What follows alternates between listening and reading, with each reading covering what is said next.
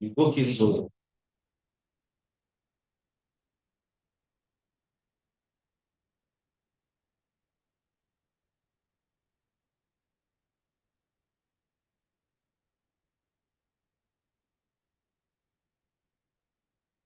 Thank you. Good evening. Very evening.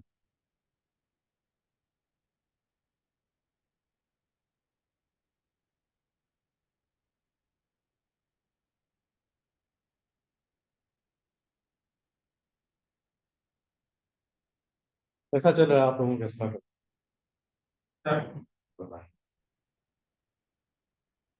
मुझे पहले में समझना है कि क्या प्रॉब्लम फेस हो रहा है, खासकर फाइनेंस के डोमेन, फाइनेंस इन्वेस्टमेंट रिस्क, इसमें क्या पर्टिकुलर प्रॉब्लम्स आप लोग फेस कर रहे हैं, ये मुझे, क्योंकि मुझे बहुत सारे फीडबैक्स आए हैं कि बहुत सारे इश्यूज हो रहे हैं। तो स्टार्टअप काफी अच्छे कर रहे हैं, लेकिन पर्टिकुलरली फाइनेंस इन्वेस्टमेंट और रिस्क में कहाँ कहाँ इश्यूज हो रहे हैं ऑन द ग्राउंड, वो मुझे आपसे पहले समझ। Fundamentally, this is the biggest roadblocks. Yes, yes. For generating the revenue from particular venture, what I am facing because my इससे strategy. पहले मैं पहले अपना एक इंट्रोडक्शन दे दूं। मैं globally some of the largest जो फाइनेंस कम्युनिटी और एसोसिएशन है उसको मैं दिल्ली जो में हेड करता हूँ, फाइनेंस और रिस्क अक्रॉस द वर्ल्ड है। वर्ल्ड की सबसे बड़ी फाइनेंशियल एसोसिएशन और ऑर्गेनाइजेशन है। इसमें जितने भी इसमें अक्रॉस द कम से कम 100 कंट्रीज में इसके चैप्टर्स। तो हम लोग इंडिया इंडिया चैप्टर देखते हैं। इसमें जितने भी फाइनेंशियल इंस्टीट्यूशंस हुए, बैंक्स हुए, पीसीज हैं, इन्वेस्टमेंट जो भी हैं, सब इसके आ गए। तो मेरा आने का पर्पस ये है यहाँ पे कि तो मैं बता सकूं कि फाइनेंस में क्या इश्यूज हैं फ्रॉम द इन्वेस्टर्स पर्सपेक्टिव से भी, और फिर आपके पर्सपेक्टिव से। तो इसे इसलिए मैं पहले जानना चाहूंगा कि आपके पर्सपेक्टिव से क्या चीजें हैं, then accordingly I will be able to tell you from the investors how we can match that. So this is my prime objective for the session today. Let's start. Yeah.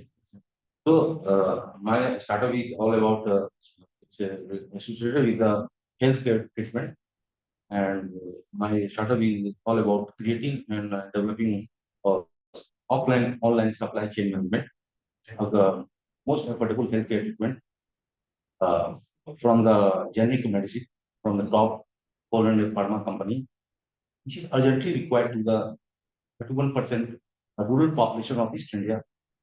They are suffering from two metabolic diseases, which are commonly called hypertension and type 2 diabetes.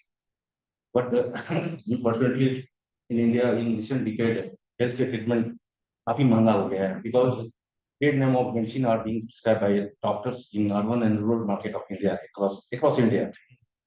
So unfortunately, both diseases are required lifelong and continuous treatment. Otherwise, it triggers the multi-organ disease complication that is called a comorbidity. So hypertension and diabetes दोनों का this is paradox कि दोनों का जो comorbidity होता है एक ही होता है, ischaemic heart disease and CSI that is called cerebral ischaemic stroke. हम सुनते नहीं कि अचानक कोई आदमी हार्ट फेलियर से मर गया, सुनते अचानक ब्रेन स्ट्रोक हुआ गिर गया। तो this is the commonest side effect of the non compliance of the treatment. तो as per the Lancet report इसके अनुसार से जो इतना बड़ा चंक पॉपुलेशन बिहार का है, eastern India, Bihar happens to be the largest state and considering the socio economic last census 2015 हम लोग करते हैं, उस समय बिहार का population 10 crore, 2 crore urban population और 8 करोड़ रूरल पॉपुलेशन था। और उसमें यदि हम लैंसेट के 30 ईयर स्टडी स्टडी फ्रॉम 1990 2020 30 साल का स्टडी इनका है, and the study reveals very mind-boggling and nail-biting facts. कहा गया कि East India has been found to have the highest health care disease burden, मतलब हर इंडिविजुअल का out of pocket expenditure India में ईस्ट वेस्ट नॉर्थ साउथ में 30 साल में ये बढ़ा है। क्यों बढ़ा है? Because the sedentary lifestyle now it is reaching to the rural population of East India. So 1 minute interrupt you. So please try to tell me about financial side of your Yeah. story. So since What problems you are facing? since I was able to get the seed fund from the state government, then initially since my startup uh, consists of two kind of activity. First is the procurement of the most effective treatment that is called a generic medicine from the top pharma company. For that, we have got the fund. Apart from that, the toughest and the costliest affair is the how to carry out the rural market survey of the East District, particularly targeting the rural population, in which every district on an average consists of 15 lakhs population in Bihar. Bihar, I'm talking apart from Bengal, Odisha, Jharkhand. और उसमें से targeting 25% population को करते हैं सारे सब 2.25 लाख से या 3.5 लाख पॉपुलेशन करना है उसमें cost which is expected to be incurred almost 3 lakh रुपया आता है obtain or to procure the 10,000 percent from the particular district, which will generate a revenue of 50 lakhs, 10,000 into 500 B. 500 B is the one full cost of the treatment incurred with the trade demo medicine. आपका अभी तक कितना seed fund आपने raise किया है? क्योंकि government से हमने 10 लाख केवल आपका वही फंड है? बस वही फंड है। उससे तरफ से गवर्नमेंट जा रहा है मेरा जो सिंगल डिस्टेंस का ऑफलाइन एक्टिविटी है वो जो है कैरी आउट नहीं कर पा रहा है। हाँ बोली बोली। और उसके चलते मतलब रिस्क टीम फॉर्मेशन और other aspect that is already nowhere. तो मेनली आपको अभी तक सीड फंड मिला और उसके आगे आपको इश्यूज हो रहे हैं क्योंकि फंड आपके पास नहीं है। या तो आपने कभी एंजल इन्वेस्टर्स या फिर किसी को अप्रोच किया था? Fortunately since I have joined CIMB तब से मुझे लग रहा है कि I got the opportunity to interact with the peoples especially recently 2 weeks back Mr. Anshuman Sinha directly came from California, so उनसे भी इंटरेक्शन हुआ। उसके बाद ma'am recently Sharda Sharma, she is one of the iconic person in the startup India, उन लोग से भी interaction हुआ। तो उनसे बात हुआ है लेकिन ये लोग जैसे ईमेल मांगा, ईमेल की मैंने भेजा है उनको, सो मिस्टर अंशुमन सिन्हा को भेजा है। Till I am waiting for the response to come, response नहीं आया। आपके कंपनी का वैल्यूएशन क्या होगा? अभी तक हमने अपना सीए से वैल्यूएशन अभी तक हमने करवाया नहीं है, because I am waiting for the lump sum 20 lakh भी अमाउंट कहीं से मिल जाए तो देन आई कैन। आप कितना एक्सपेक्ट कर रहे हैं? Minimum 20 lakh rupees, so that so that I will be able to bear all the expenses of staffs, salaries, one year's expenses, rural market survey of 2 or 3 districts. If I am able to procure even 1 or 2 districts data, to number of 20,000, that's enough for me. That is huge. So your main issue is that you have only seed fund right as of now from the government. Yeah. Then you are trying to raise the fund. Yeah. Okay. But you are not able to convert as of now. Yeah. You are trying for that. Yeah. That's the major roadblock. Yeah. Any other problem? Any finance related, any other things? आपका mentorship, you have the right mentorship. Yeah. Finance. This is a very important question. Last time, we got to that you need any startup who needs a coach, good coach and mentorship. That I am looking for, because without coach, it's difficult to kick off a startup and generating revenue. So whatever the mistakes I am committing, so there should be someone on me who will take care of and correct this and guide me. Yeah, definitely, because it's for everyone. For a startup, when you are going to any investor for raising your fund, first of all, you have to be prepared. You have to be groomed on the financial front. Then you can approve the investors, because investors are going to ask you so many questions. You have to be prepared for that. तो मैं ये जानना चाहता हूँ in general कि आप लोगों को फाइनेंशियल, चलिए फंड रेज तो that's quite important, that will come secondary, लेकिन उससे पहले आप लोगों की फाइनेंशियल मेंटरशिप कैसी है? आपको सही गाइडेंस मिल रहा है फाइनेंस में? जैसे मैं वैल्यूएशन की बात करूँ, valuation is a very tough concept, अपने आप में बहुत टेक्निकल कॉन्सेप्ट होता है।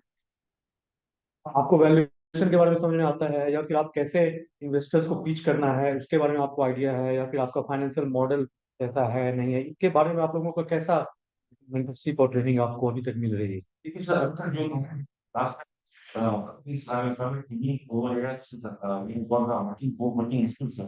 Personally, there are three kind of data. One is the email piece data, second is the piece data for 4 minutes, and the third, but not least, is the pitch for 1 minute. So one startup or in the government needs to prepare their accordingly, because investors, the investor, they do not have too much time to listen your story. So you need to have the art of telling your story of your startup, and more the different aspect. Second aspect of me also, that I'm from a different science background, domain student. So profile is finance concern, it's a very new and tricky things to me. So I have to start from scratch in understanding the basic concept of the. So you need mentorship on financial Yeah, aspects, right? yeah. I'm talking to all the startups in general. मेरी startup है, मैं मृत्युंजय मिश्रा, और मेरी startup है जिपेक्स logistic specially हम pharmaceutical logistic कर रहे हैं B2, और अभी हमने स्टार्ट तो किया है। एक्चुअली बेसिक जो वर्क है वो स्टार्ट किए हुए मुझे 3 मंथ्स 6 मंथ हुए हैं, उसमें 3 मंथ्स तो वैसे ही स्टार्टिंग का ही चला गया, और 3 मंथ्स अभी है। और जो अभी मेरी रेवेन्यू पर मंथ की आ रही है वो है 30 lakhs 40 lakhs के आसपास मंथली। और ये टर्नओवर बढ़ेगी जैसे जैसे। तो अभी हमने कहीं पे कोई पिचिंग नहीं किया है, क्योंकि अभी बूटस्ट्रैप है, और बिहार गवर्नमेंट से मुझे 4 lakhs की अभी मिली, 6 lakhs का हमने अभी अप्लाई नहीं किया है, और बूटस्ट्रैप पे ही चल रहा हूँ मैं। मुझे रिक्वायर्ड जब हम एक्सपेंड करेंगे तभी रिक्वायर्ड होगी, मुझे फंड ज्यादा ही चाहिए। मुझे ये 20 लाख 50 लाख से नहीं, वो करोड़ 2 करोड़ 5 करोड़ 10 करोड़ पे। तो इसलिए मैं थोड़ा वैल्यूएशन भी, क्योंकि डाइल्यूट भी नहीं करना चाहता हूँ, और कर रहा हूँ अभी जब तक अपने इस पे। अभी जो मेरी इन्वेस्टमेंट है, इसमें खुद की इन्वेस्टमेंट 25 लाख के आसपास लग चुकी है। हालांकि मेरी बर्निंग हो रही है per month 20 to 30 thousand Burns कर रहा हूँ। बट ये एक्सपेक्टेशन है कि विद इन 3 years मैं ब्रेक इवन पे भी पहुंच जाऊंगा, और मेरी टर्नओवर भी काफी हाई पहुंच जाएगी। ये चीज तो अभी आपके पास गवर्नमेंट का जो फंड है उस पे आप बेच रहे हैं, राइट? हाँ, प्लस बूटस्ट्रैप जो हमने अपने इन्वेस्टमेंट किए हैं, डाला हुआ खुद का इन्वेस्टमेंट मैंने किया हुआ है मैक्सिमम वही। इसकी फाइनेंशियल मॉडलिंग वगैरह कौन कर रहा है? मीन्स अभी तो सेल्फ ही हम सब कुछ अपने से कर रहे हैं, कहीं से कोई। फाइनेंशियल मॉडलिंग एक प्रोफेशनल एक्सपर्टीज होती हाँ है, जैसे गेस वर्क से फाइनेंशियल मॉडलिंग नहीं होती है। मैं टेक्निकली बता रहा हूँ हाँ कि जब भी आप किसी investor, when you go to any investor, आपके पास प्रॉपर फाइनेंशियल मॉडल होना चाहिए, क्योंकि तभी आप से प्रोजेक्ट कर पाएंगे सही तरीके से। तो दैट यू हैव, और यू आर जस्ट डूइंग। हाँ, भाई सेल्फ ही सब कुछ कर रहे हैं। जो मेरी पर्सनल एक्सपीरियंस पास्ट एक्सपीरियंस है उसके बिहाफ पे, जो हम लोग बनाते थे पहले भी बनाते थे कि हाँ कंपनी की पूरी मॉडल्स बनाते थे कि हाँ इतनी सीज होगी इतनी ये होगी, और उस पे हम लोग काम करते थे। सेल्स को टर्नओवर ये चीजें देख करके इसमें कितनी प्रॉफिट। आप अपने इश्यूज बताइए मुझे। मुझे अभी कुछ भी मैंने फाइनेंशियल इसमें फाइनेंशियल मुझे गाइडलाइन रिक्वायर्ड हो, कि फाइनेंशियल गाइडलाइन भी रिक्वायर्ड होगी, प्लस मैं जो बिलिंग कर रहा हूँ उसमें भी इश्यूज आएंगे, क्योंकि गाइडलाइंस किस टाइप का, जैसे? जैसे एक तो मेरी बिलिंग जो मेरी मॉडल है वो, क्योंकि स्टार्टअप है तो बिल्कुल डिफरेंट इस पे चलती है। आप ऑपरेशनल की बात कर रहे ऑपरेशनल मॉडल भी फाइनेंस के लिए कैसे ये करनी है, हैं? और प्लस जो आगे की पिचिंग के लिए जो जब जाएंगे तो उस वक्त में क्या क्या रिक्वायर्ड होगी। कभी हमने पिचिंग किया नहीं है, तो वो एक्सपीरियंस कुछ भी नहीं, जीरो एक्सपीरियंस है। अभी यहाँ से हम मुझे मेंटरशिप मिली हुई है, हमने अभी उनके साथ भी डिस्कशन नहीं किया, क्योंकि मैं अपना मॉडल ही पहले तैयार कर रहा हूँ अच्छे से, कि हाँ ये जो चीजें जो मुझे ही पता है कि ये अभी तक इसमें सेट नहीं हुआ, वो मैं कर रहा हूँ। तो वो मिली हुई है, बट फाइनेंशियल मुझे रिक्वायर्ड होगी, बहुत ज्यादा गाइडलाइन की रिक्वायर्ड। हाँ, और बताइए, और भी startup. I just want to have general feedback कि क्या इश्यूज हैं, then only I will be able to explain. तो this two gentleman have explain. आप बताइए, आप लोग कोई और भी स्टार्टअप? सर हमारा जैसे स्टार्टअप ही है हॉटस्पॉट माइक्रो बिजनेस का। है? तो अभी इनिशियल में ही है हमारा, इसको किस तरीके से हम ग्रो करें का मॉडल जो बिजनेस मॉडल, जैसे अभी तो है कि सब्सक्रिप्शन बेस्ड, इसमें बेसिकली कौन सा मॉडल हम बैंकिंग परफॉर्मेंस के लिए यूज कर सकते हैं, फाइनेंशियल किस तरीके से हो सकती है। बिजनेस मॉडल पे आपको गाइडेंस, फंडिंग आपको अभी गवर्नमेंट अभी अभी फंडिंग नहीं हुई है, अभी यहाँ बूटस्ट्रैप है, हमने स्टार्ट किया है अभी, ये स्टार्टअप बिहार में रिजल्ट आया है, एक फेज हमारा इंटरव्यू वाला बाकी है, उसके बाद फंडिंग में लेके जाना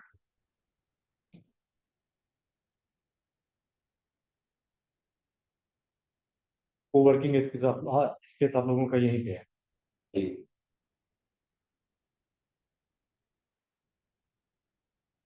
और कोई इश्यूज फाइनेंस में आपके स्टार्टअप में? फाइनेंस का इशू, वो जो फंडिंग मिलेगी उससे हम इतना रिवेन्यू हो सकता है कि हाँ हम डे टू डे लाइफ में 400-500 कस्टमर तक हम पहुंच सकते हैं, लेकिन हम ये 4,000-5,000 प्लस ही कस्टमर होंगे रिक्वायरमेंट के हिसाब से, तो भी हमको और फंड्स की जरूरत पड़ेगी, इसमें होगा हमारा फार्म सेटअप, इक्विपमेंट, लॉजिस्टिक खर्च, या फिर मीटिंग मैनेजमेंट है उसके हिसाब। हाँ, फंड की जरूरत पड़ेगी तो उसके लिए आपको राइट मेंटरशिप है कि? नहीं, वो अभी तक एक भी लॉन्च नहीं हुआ है इसका।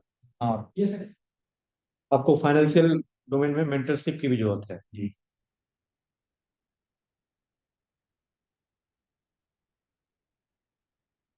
ठीक है, और बताइए, और कोई दूसरी? एक एग्जाम्पल बता सकते हैं किस टाइप का प्रॉब्लम आता है? एग्जाम्पल का मतलब मुझे नहीं पता है किस टाइप से प्रॉब्लम क्या क्या होता है। ठीक है, मैं एक एग्जांपल दे रहा हूँ। जैसे जब भी आपको स्टार्टअप, आपके पास स्टार्टअप है प्रॉब्लम, सबसे पहले तो सीड फंड जो आपको गवर्नमेंट प्रोवाइड करती है, ठीक है, that's a very encouraging initiative from the government of Bihar, या फिर स्टार्टअप बिहार है या फिर स्टार्टअप इंडिया है, जो भी है। तो फिर बात क्या होता है कि आप आपके जो रिवेन्यू आ रहे हैं, आपके जो इनकम है, आपके जो फंड हैं, उसका प्रॉपर प्रोजेक्शन होना चाहिए आपके पास, कि down the lines, over the years या ओवर द क्वार्टर्स, आपके कैसे कैसे आपके पास कितने रिवेन्यू स्ट्रीम है, कितने इनकम आ रहे हैं, और कितने आपको उसको कैसे स्पेंड करना है। और जब आप कभी भी फंड रेज करने के लिए जाएंगे कहीं पे, whenever you go to any investor for fund raising, तो you should have a proper financial model. Financial model means के पूरे प्रोजेक्शन चाहिए होंगे अलग अलग, क्या आपका अभी तक कैसा एक्सपेंस है, क्या रिवेन्यू एक्सपेक्टेड है या फिर क्या हो रहा है, क्या आपके फ्यूचर में प्रोजेक्शंस हैं, क्या रिस्क इन्वॉल्व है उसमें, ठीक है, आपके वैल्यूएशंस कितने हैं, डिफरेंट फाइनेंशियल रेशियोज कैसे हैं, प्रॉफिटेबिलिटी रेशियोज कैसे हैं, बहुत सारी फाइनेंशियल जो टेक्निकलिटीज है उसका प्रॉपर एक समरी होना चाहिए आपका। कि जब भी कोई investor, whenever any investor is going to invest in you, so they are going to look from a portfolio perspective. They have their own portfolio. They are looking from risk return perspective. So ultimately, you have to convince, and like you, there are many startups, many options they have, and they have to select few startups, right? Suppose they have 100 options and they have to select only 20 startups. So you have to show them, you have to convince them that how your startup is going to generate optimal or best risk return for them. समझ रहे हैं मैं क्या बोलूँ? Investors जितनी जरूरत आपको fund की है, उतना ही इन्वेस्टमेंट करने के लिए जो जो इन्वेस्टर्स होते हैं उनकी भी जरूरत होती है इन्वेस्ट करने की, because they have to generate return. अगर उनका फंड कहीं आइडियल पड़ा रहेगा तो they are going to lose. तो और वो भी कहीं से पैसा लाए रहते हैं, तो एक अपॉर्चुनिटी कॉस्ट ऑफ कैपिटल भी होती है। मेरे कहने का सेंस है कि आपका स्टार्टअप, आपको इन्वेस्टर कन्विंस करना है, आप कैसे उसे फाइनेंशियल टर्म्स रिस्क रिटर्न ज्यादा से ज्यादा, अच्छा से अच्छा आप उसे प्रोवाइड करा सके। उनका मोटिव ये रहता है फ्रॉम फाइनेंशियल पर्सपेक्टिव आने से। मतलब प्रोजेक्शन जो है वो बनेगा, वो डिपेंड करेगा अपना आगे का। आप क्या प्रोजेक्शन है, क्या रिस्क है उसमें, आप रिस्क कैसे मैनेज करते हैं अपना, क्या आपको आपका रिवेन्यू स्ट्रीम कैसा होने वाला है, क्या प्रॉफिटेबिलिटी होने वाली है, कितना वैल्यूएशन आप आप अपने बिजनेस का क्या वैल्यूएशन एस्टिमेट करते हैं, सारी चीजों का एक ये तो प्रॉपर स्टार्टिंग में फाइनेंशियल ही मॉडल बनाना होता है, तो वो तो हमने बनाया है स्टार्टिंग में ही बैठ करके अपने से ही, उसमें काफी टाइम लगे। अपने से ही मीन्स क्या है, आपके पास प्रोफेशनल एक्सपर्टीज है इसका, मैं जानना चाहता हूँ। नहीं, जैसे हमें जो हमारी मैंने हमारी एक्सपर्टीज इसमें नहीं है, जीरो एक्सपर्टीज बोल सकते हैं। लेकिन जब स्टार्ट कर रहे हैं तो उस वक्त में जो हमें लगा, तो उस अनुसार से हमने एक प्रोजेक्शन बनाया, और जो उसी प्रोजेक्शन पे अभी भी हम काम कर रहे हैं, और ऑलमोस्ट नियर बाई मैंने उसके आसपास चल रहे हैं। जो हमने प्रोजेक्शन लगाया था कि हाँ हम इतना रेवेन्यू जनरेट कर सकते हैं ड्यू टू प्रोफेशनल एक्सपर्टीज, और सेम, क्योंकि सेम स्ट्रीम में काम कर रहे थे, तो सेल्स में थे, सेल्स मार्केटिंग में, तो सारी प्लानिंग और ये चीजें करते थे। तो एक तरह से हम जब किसी और से भी डिस्कशन करते हैं, जो मेरे सीए हैं, सीए से भी डिस्कशन किए, तो वो बहुत सारे पॉइंट्स वो नहीं बता पाए जो कि मैं ऑलरेडी ऑलरेडी कर रहा हूँ। तो मुझे लगा कि ये बेटर है अभी के लिए एट प्रेजेंट, बट जब इस चीज को किसी के, अभी मैंने किसी को प्रेजेंट नहीं किया, आप अभी तो अपने वो ये हमारी हो सकती है लेकिन हमारी बेस्ट नहीं हो सकती है। जब उसमें एक्सपर्टीज आएंगे तो वो निकालेंगे कि हाँ भाई ये तुम गलत किए हो, ये ऐसे होना चाहिए, या ये अचीव कर पाओगे कि नहीं कर पाओगे। हम तो अचीवमेंट के अनुसार से चल रहे हैं कि हाँ भाई इतना मेरा एक्सपेंसेस आएगा, हम इतने एम्प्लॉय रखेंगे तो मेरा एक्सपेंस हो जाएगा ये। फिर हमें जो हम फंड इसमें अर्निंग जो आ रही है, कहाँ एक्सपेंस हो रही है, तो उसमें कितना जाएगा, ये जाएगा। फिर हम देख रहे हैं कि ग्रोथ जैसे एक्सटेंड करेंगे तो मुझे कितनी फंड रिक्वायर्ड होगी, तो मेरा पर इसमें कॉस्ट इतनी आ रही है, तो जितने एम्प्लॉयज में कॉस्ट इतनी आएगी, हमारे और अदर जो उसमें रिक्वायर्ड होगी उसमें कॉस्टिंग कितनी आएगी, वो सब ऐड करते जा रहे हैं और एक्सपेंशन को प्लान कर रहे हैं। तो उसका जो सीट आ रहा है, बैलेंस शीट अपने से बनाया हुआ है उस प्रोसेस पे। लेकिन मुझे लगता है कि हाँ, यदि कोई एक्सपर्टाइज मुझे गाइड करेगा तो मैं बहुत अच्छा कर सकता हूँ इस चीज़ ठीक है, समझ रहे हैं।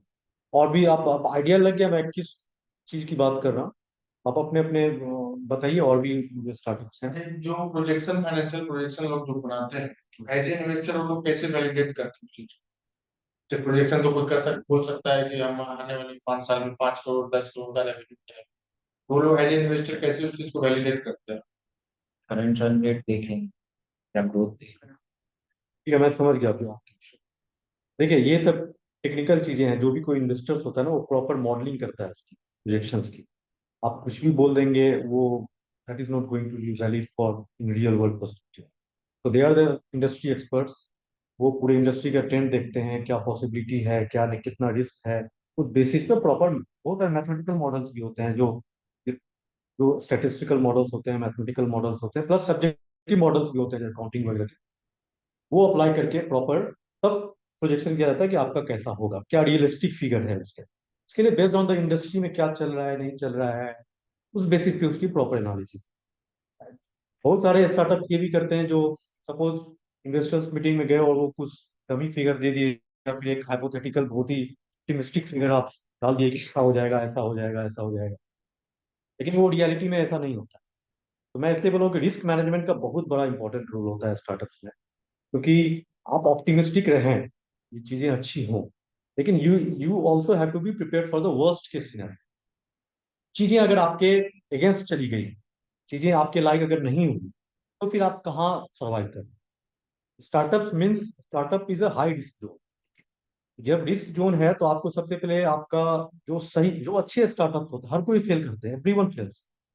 आप अगर देखेंगे बहुत सारे जो आजकल सक्सेसफुल स्टार्टअप्स हैं, तो आपको लग रहा होगा कि ये बहुत यूनिकॉर्न हो गया या फिर कुछ भी हो गया, लेकिन उससे पहले बहुत सारे सक्सेसफुल अटेम्प्ट्स भी रहते हैं। बहुत जगह उन्होंने फेल किया हुआ, तब जा करके वो आज कहीं सक्सेसफुल है। तो रिस्क मैनेजमेंट का क्या रोल है इसमें कि जब भी आपको ये स्टार्टअप के लिए ट्राई करते हैं, तो आप यू प्रिपेयर कि आप बहुत सारे आइडियाज आएंगे जो फेल करेंगे, सही होंगे, गलत होंगे। तो ट्रिक ये है आपको कि ये ट्रायल एंड एरर का भी एक्सपेरिमेंट, आप नए नए आइडियाज के साथ एक्सपेरिमेंट करो। ऐसा नहीं क्योंकि आप जो फ्रेमवर्क लेके चल रहे हो कि ये प्रोजेक्शन होगा, ये होगा, ये होगा, कोई जरूरी नहीं है कि वो down the line that would be successful. Lot of plan uncertainty. लेके भी चलते हैं, वो चेंज भी होते जाता है ड्यू टू वर्किंग वर्किंग, ये नहीं ये वाला ऐसे करते तब बेटर होता, हम तो सोच रहे थे ऐसे हाँ, कर। तो बिकॉज एज ए ह्यूमन हम लोग बहुत सारी चीजें सोचते हैं, we think so many things, लेकिन things are very complex in the real world. तो चीजें कुछ अनहैपनिंग हो जाती। कोई नहीं सोचे थे कि कोविड भी होगा, हो गया। बहुत सारे स्टार्टअप फेल कर गए, बहुत सारे स्टार्टअप कोविड के टाइम में राइज भी कर गए। जूम, आप जूम को ही देख लो, जूम कितना फ्लरिश कर गया कोविड के सामने। बहुत सारे, बहुत मैंने ई सारे। कॉमर्स तो खैर बहुत हाई चला गया। तो मेरे कहने का सेंस ये है कि जब भी आप कोई स्टार्टअप करते हैं तो केवल एक, ठीक है, आप प्रोजेक्शन कीजिए, प्रिडिक्शन कीजिए, कन्विक्शन लाइए, लेकिन उसकी कोई गारंटी नहीं होती कि वो सक्सेसफुल हो गया। तो you have to experiment new ideas. और आप ये मान के चलिए कि आप 10 एक्सपेरिमेंट करेंगे तो बहुत सारे फेल भी होंगे। जब आप फेल होंगे तो हर फेल के साथ एक कॉस्ट अटैच होता है। ठीक है, आपने स्टार्टअप किया, यू फेल, कुछ कॉस्ट होगा उसका। तो वो कॉस्ट कम से कम होना चाहिए। ऐसा नहीं कि आपके जितने रिसोर्सेज हैं वो एक ही आइडिया में आपने लगा दिया and then you blew up, उसके बाद फिर आपको उठने का चांस ही नहीं मिले। तो यू आप मान के चलो कि हर कोई स्टार्टअप में फेल करता है, क्योंकि वो नेचर ही है। सक्सेसफुल अल्टीमेटली वो होता है जो हर फेल के साथ अपना कॉस्ट को मिनिमाइज करता है। अब 10 न्यू न्यू आइडियाज के साथ एक्सपेरिमेंट करो, 10 नए प्रोडक्ट, 10 न्यू सर्विसेज, सोचो ये हो सकता है, ये हो सकता है, क्योंकि अनसर्टेनिटी है बिजनेस इन्वायरमेंट में, लाइफ में ही uncertainty. You have to minimise the cost of each of your trials. और जो आपके ट्रायल होने चाहिए उसके डाउन साइड कम होने चाहिए एंड अपसाइड बहुत ज्यादा होना चाहिए। रेशियो, अगर रिस्क आप सपोज 1 यूनिट ऑफ रिस्क आप लेते हो तो आपके अपसाइड कम से कम 2, 3, 4, 5 होना चाहिए। मीन्स फॉर एग्जाम्पल, अगर वो सक्सीड कर गया, if the your idea become successful, then you are going to be extremely benefited. समझ रहे हो मैं क्या बोल रहा हूँ? और दैट्स वाई टेक्नोलॉजिकल डोमेन में लोग आना चाहते हैं, क्योंकि टेक्नोलॉजिकल डोमेन में एक स्केलेबिलिटी आपको मिल जाए अगर सक्सेस हो गया। अब जैसे देखो बहुत सारे सोशल मीडिया स्टार्स, हर लोग अपना रील बनाते हैं, ये डाल देते हैं, उस पर डाल देते हैं, लेकिन उसका अपसाइड कितना ज्यादा है। अगर आप वो हिट कर गया then you are going to be celebrity. Upside की बहुत ज्यादा है, डाउन साइड क्या है, फेल कर जाएगा, नहीं चलेगा। तो whenever you are planning for a startup, जब भी आप करते हैं तो आप नए नए आइडियाज के साथ एक्सपेरिमेंट करो, कि बहुत सारे आइडियाज फेल करेंगे। ये नहीं कि एक ही आइडियाज को लेकर के या एक ही प्रोडक्ट को लेकर के बहुत ज्यादा ओवर ऑप्टिमिस्टिक या कन्विक्शन लेकर के हम चले गए और फिर वो फेल करें। और हर आइडिया, हर एक्सपेरिमेंट के साथ अपने कॉस्ट को मिनिमाइज करें। तो रिस्क मैनेजमेंट सबसे ज्यादा इंपॉर्टेंट। अगर आप रिस्क मैनेज कर लिए, if you are able to manage your risk, then automatically over the time आप सक्सेसफुल होंगे। क्योंकि सर्वाइविंग सबसे बड़ा इंपॉर्टेंट। मैक्सिमम जो स्टार्टअप्स होते हैं वो कुछ टाइम के बाद बंद होते हैं। क्यों? रिस्क मैनेजमेंट की कमी क्यों? सबसे पहले अपने सर्वाइवल को आप देखो कि आप सर्वाइव कैसे करेंगे। You will have to be resilient.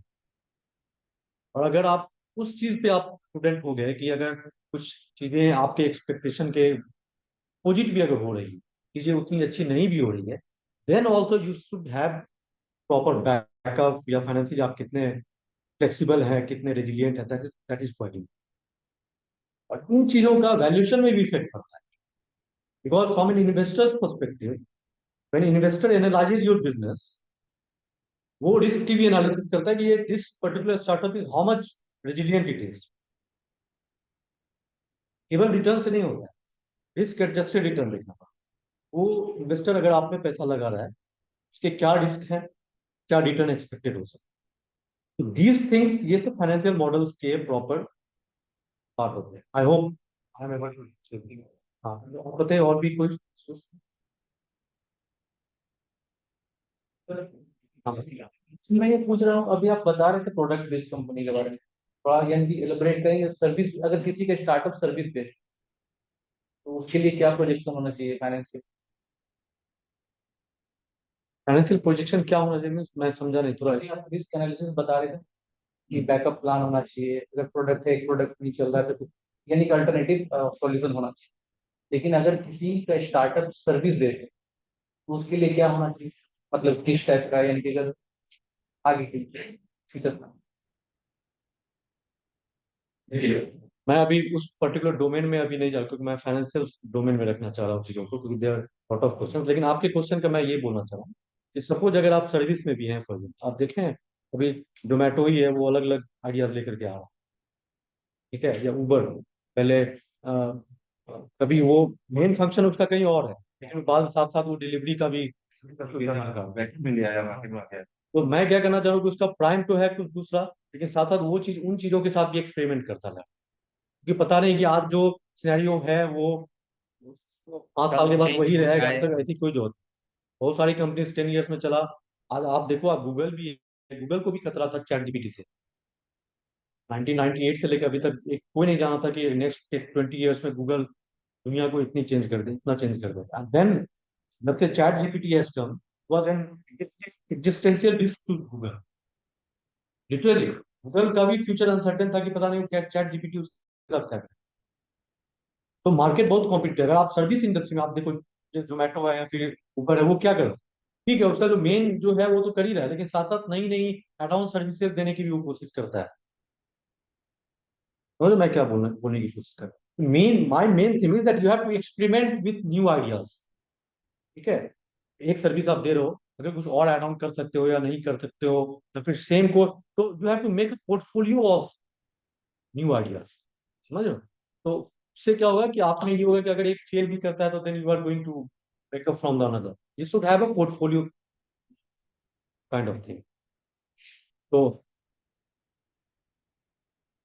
ये रिस्क बेनिफिट है, ठीक है? तो you have to innovate, you will have to constantly innovate with new ideas, new services, products and all those things. क्योंकि टाइम इज चेंजिंग। कोई जरूरी है कि आप जो जो आइडिया आप अभी बना रहे हैं वो 4 साल बाद चलेगा या 5 साल होता है बाद चलेगा। जब जो काम कर रहे हैं उसके बाद जो हमने साइड में रखा था कि इसको ऐड ऑन रखें, मे बी कि वो ऐड ऑन वाला नंबर 1 हो जाए, हाँ, और जो मेन हमने जिस चीज के लिए स्टार्ट किया था वो रह गया। ऐसा होता है। मैं इसलिए बोला कि जो रियल वर्ल्ड होता है वो काफी कॉम्प्लेक्स चीजें होती हैं। आप अपने लाइफ में भी देखोगे बहुत सारी चीजें ऐसी है जो आप नहीं सोचे थे, वो आपके लिए ज्यादा सक्सेसफुल हो। जो चीज आप सोचे थे वो मीडियोकर ही रह गई। तो जब आप, वो कब होगा जब आप 10 डिफरेंट चीज रखोगे रखेंगे, तब तो उसमें कुछ बहुत ज्यादा सक्सेसफुल हो गया या फिर कुछ कम रहा तो एक पोर्टफोलियो। क्योंकि investor when when any investor also tries to invest, तो वो भी पोर्टफोलियो में मान के चलता है कि not every startup is going to generate return for the investor. वो भी बिल्ड्स अ पोर्टफोलियो, उसकी उसका रिस्क रिटर्न एनालिसिस करता है। उसमें वो देखता है कि चलो ठीक है, this startup has a risk, तो वो कहीं दूसरे स्टार्टअप से कंपनसेट हो जाए। सपोज अगर दो चार नहीं भी चला, एक दो अगर चला भी और बिकम्स अ यूनिकॉर्न और या फिर कुछ बहुत बड़ा अगर हो जाता है, देन द ओवरऑल पोर्टफोलियो का रिस्क रिटर्न बिकम्स मैनेज। आपको वहां पे फिट करना है। आप अपने, you think from your own perspective, that perfectly fine. Whenever you are going to pitch to an investor, आपको you have to think from investors perspective also, कि ultimately उसको रिस्क रिटर्न से मतलब है। अगर आपसे ज्यादा रिस्क रिटर्न, अच्छा रिस्क रिटर्न अगर कहीं दूसरी जगह मिल रहा है, तो आपको छोड़ के दूसरे जगह जाए, भी ऐसा ही करेंगे, हम खुद ऐसा ही करेंगे। तो whenever you are going to raise fund या फिर इन्वेस्टमेंट का या फाइनेंस का, तो you also need to think on the investors perspective। और इसलिए जब आप डाइवर्सिफाई करेंगे, न्यू आइडियाज लेकर के आएंगे, न्यू एक्सपेरिमेंट करेंगे, चांस ऑफ सक्सेस जो है ना आपका, वो ज्यादा सही हो जाएगा। क्योंकि एक चीज को लेकर के चलना, मैं ये नहीं बोल रहा हूँ कि आपका जो जो आपका लाइन ऑफ एक्सपर्टीज है उस पर ही आपका फोकस होना चाहिए। ऐसा नहीं कि आप 10 चीजें जो आउट ऑफ एक्सपर्टीज है उसमें आप कुछ भी रैंडमली करना शुरू कर दिए। आप अपने एक्सपर्टीज में, एक दिन वो हम आइडियाज लेके चलते हैं, तो उस आइडिया के साइड बाय साइड दो चार उसी से रिलेटेड रहते हैं कि इसी में ऐड ऑन करते हैं, ये भी काम तो साइड बाय साइड देखते चलते हैं कि इसकी रिक्वायरमेंट, इसकी नीड कितनी हो जा रही है। अपने तो बॉटम लाइन इज कि you have to constantly innovate with new experimental ideas. और जैसा आपने कहा कि इन्वेस्टर को अपने मतलब अपने पॉइंट से वो फिगर आउट करते हैं कि क्या होना चाहिए या नहीं होना चाहिए, उनका आप देखने का तरीका क्या होता है, मतलब क्या बेसिक पॉइंट्स को चेकआउट करते हैं एज अ स्टार्टअप कंपनी को? क्या वो चेक करेंगे कि उनको इन्वेस्टमेंट दे या फिर ना दे या फिर? थैंक यू, बहुत ही अच्छा क्वेश्चन, वेरी नाइस क्वेश्चन। तो देखिए, जब भी कोई इन्वेस्टर होता है ना, उसके पास भी एक पर्टिकुलर एलोकेशन होता है कि वो इससे ज्यादा, उसका भी एक बजट है इन्वेस्टमेंट का। क्योंकि उसे भी कई इन्वेस्टमेंट करने हैं, केवल एक ही स्टार्टअप में तो इन्वेस्ट करना नहीं। तो whenever any investor is planning to invest in any startup, सबसे पहले देखिए, वैल्यूएशन का जो गेम है ना, ये बहुत ही बड़ा गेम है, और वैल्यूएशन बहुत ही रिलेटिव कॉन्सेप्ट होता है। आपके लिए किसी चीज की वैल्यू या सॉरी वैल्यूएशन अलग होगी। मैं अगर वो मॉडल मॉडल लेकिन नहीं होता है, मैं टेक्निकली बात करूँ, दे आर मॉडल डिपेंडेंट। एक मॉडल में आप थोड़ा सा पैरामीटर चेंज कर दोगे, अपने प्रोजेक्शंस को चेंज कर दोगे, तो कुछ दूसरा मॉडल, कुछ दूसरा वैल्यूएशन आ जाएगा। कुछ अगर आप चेंज कर दोगे पैरामीटर, कुछ दूसरा वैल्यूएशन। तो आपके जो स्टार कोई भी जो अगर इन्वेस्टर है फॉर एग्जाम्पल, तो वो फाइनेंशियली ये देखता है कि आपके लिए वैल्यू कैसे क्रिएट कर, आप में कितना रिस्क है, आपके बिजनेस में कितना रिस्क है, और अगर ये सक्सीड कर गया, उसे अपने इन्वेस्टमेंट का कितना टर्म्स, कितना मल्टीपल आगे उसे रिटर्न मिलेगा। समझे मैं क्या बोलना चाहता हूँ? तो उसके लिए वो आपके पूरे बिजनेस की जो फाइनेंशियल रेशियोज होते हैं, बहुत सारे प्रॉफिटेबिलिटी रेशियोज होते हैं, कैश फ्लो रेशियोज होते हैं, सारी चीजों का एनालिसिस करता है। और वो ये देखता है कि मैं उसे अगर सपोज कुछ अमाउंट अगर दे रहा हूँ, सपोज 50 लाख दे रहा हूँ और इतना इक्विटी ले रहा हूँ फॉर एग्जाम्पल, मुझे अगर ये सक्सीड कर गया, से फॉर एग्जाम्पल 5 इयर्स, तो मैं जो अभी 50 लाख लगाया हूँ, उसका क्या वैल्यू होने जा रहा है next over the next 5 years. और उस 50 लाख अगर सपोज डिफॉल्टेड या नहीं हुआ, तो मैं मेरा कितना पैसा उसमें है। आपको कन्विंस करना है, you have to convince this. आपको ये दिखाना है इन्वेस्टर को कि आप अगर 50 लाख मुझे दे रहे हो, तो ओवर द टाइम से 5 years time horizon for example, आप उसे क्या वैल्यू प्रोवाइड कर, तभी वो लगाएगा ना पैसा। आप भी अगर लगाएंगे पैसा तो तभी लगाएंगे, कहीं भी लगाएंगे। तो ये investors want to gauge those kind of financial aspects कि ultimately what kind of risk return they are going to achieve over the time, से उनका जो टाइम होराइजन है, जो भी है, से फॉर एग्जाम्पल 5, उसके लिए वो पूरी आपकी प्रॉफिटेबल। मैं यही बोला कि वैल्यूएशन ठीक है, लेकिन वैल्यूएशन एक वर्चुअल चीज। तो आपके लिए कुछ वैल्यूएशन हो सकता है, मेरे लिए कुछ वैल्यूएशन हो सकता है। मैं बोलूंगा 100 करोड़ का वैल्यूएशन है, मिनिस्टर बोलेगा नहीं नहीं, आप में आपके में ये कुछ इश्यूज हैं, ये रिस्क है, नहीं नहीं इसका वैल्यूएशन मैं 50 करोड़ ले। तो जब भी आप इन्वेस्टर के पास जाते हैं, तो यू हैव टू, आपको ये दिखाना है कि मेरे में ये पॉजिटिव चीजें हैं, मेरे में ये कॉम्पिटिटिव एडवांटेज है जो और औरों के पास नहीं है। और जो इन्वेस्टर है वो ज्यादातर वो आपके निगेटिव चीजों पे भी फोकस करेगा ताकि वैल्यूएशन कम करे। वो बोलेगा नहीं नहीं, आपने देखे ये भी इशू है, ये भी इशू है, इससे आपका कम हो। आपको दोनों चीजों को मैनेज कर बैलेंस करके चलना, और तब आपको उसे दिखाना है कि आप एज एन अगर वो आप में इन्वेस्ट करता है सपोज 50 लाख किया, तो आप उसे ओवर द टाइम कितना रिटर्न जनरेट करके दे सकते हैं, क्या रिस्क है। I hope you are trying Yes, yes. To understanding what I am saying. एक और क्वेश्चन था, जैसे कि आपने कहा कि हम लोग को प्रॉपर ग्रूमिंग करना होगा या फिर पिच करने के लिए रेडी होना चाहिए कि हम लोग इन्वेस्टर को कैसे पिच करेंगे। तो क्या पिच होना चाहिए कि हम लोग उनको पिच कर सके इन्वेस्टर को कि वो रेडी हो जाए हमारे पे इन्वेस्ट करने के लिए। तो basically I am asking about the proper pitch deck कि क्या हम लोग उनको बोले। ठीक है, इस पे प्रॉपर सेशन होगा, ठीक है। तो अभी this is the first introduction kind of thing. इसमें मैं आपसे एक्चुअली जानना चाह रहा हूँ कि प्रॉब्लम क्या है। Then जब when we figure out the problems, then we can plan series of specialized sessions on, say for example pitching या फिर valuation हो गया या risk management हो गया। तो purpose of this session to be this to understand कि क्या एक general issues हैं आपकी तरफ से, because every question you have in mind सबका एक detailed session हो सकता है। Are you getting my point? Yes. जैसे पिचिंग पे एक प्रॉपर डिटेल सेशन हो सकता है, आपके बिजनेस मॉडल पे पूरा डिटेल सेशन हो सकता है, रिस्क पे प्रॉपर डिटेल। मैं जस्ट आपको एक ओवरव्यू देने की कोशिश कर रहा हूँ, और उसके बाद when we come to a conclusion कि ये सब इश्यूज हैं, ये सब प्रॉब्लम्स फेस कर रहे हैं, then we can plan a series of different specialised topics और गाइडेंस मेंटरशिप जो भी है। I understand what I am trying to say. तो इस सेशन में मुझे आप ये बताइए कि आपकी तरफ से और क्या प्रॉब्लम आप फाइनेंशियल डोमेन से अभी तक जो मुझे समझ में आया है, ये है कि आपके पास अभी गवर्नमेंट की फंडिंग है, ये काफी नोबेल इनिशिएटिव है गवर्नमेंट की तरफ से, और बहुत अच्छा सपोर्ट है आप लोगों के लिए। और उसके बाद आपको आगे जो फंड रेज करना है उसमें आपको प्रॉपर मेंटरिंग चाहिए, गाइडेंस चाहिए, कैसे करना है नहीं करना है, कैसे टीचिंग होनी चाहिए, कैसे टेक्निकली आपको समझना है, ये सब इश्यूज है, राइट? ओके। एक जो मुझे लगती है वो शायद सबके साथ भी होगी, कि जैसा आपने बताया कि बिल्कुल हम लोग अभी अपने जो फाइनेंशियल मॉडल कैसे, क्या वैल्यूएशन होगी, इन चीजों पे कोई बाहर से अपने नजर से तो हर कोई अच्छा देखता है, अच्छा बनाता है, लेकिन बाहर से जब वो कोई उसको एनालाइज करने आता है तब वो सही पॉइंट आउट कर पाता है। Right right. तो वो अभी तक किसी का नहीं हुआ। देखिए हमारे को ये फाइनेंशियल मॉडल की क्या होना चाहिए मुझे वो तो बहुत मुझे लगता है कि सबका प्रॉब्लम हमारा सब ऑलमोस्ट कोई, सब लोग अपने अपने मॉडल को अपने तरीके से देखे होंगे, बाहर से कोई नहीं देखा है कि हाँ भाई आपका मॉडल ये है, तो इसमें कैसे क्वेश्चनिंग आंसरिंग ये चीजें भी नहीं हुई है कि कैसे आप किस लेवल पे जाओगे, या इसकी expectation.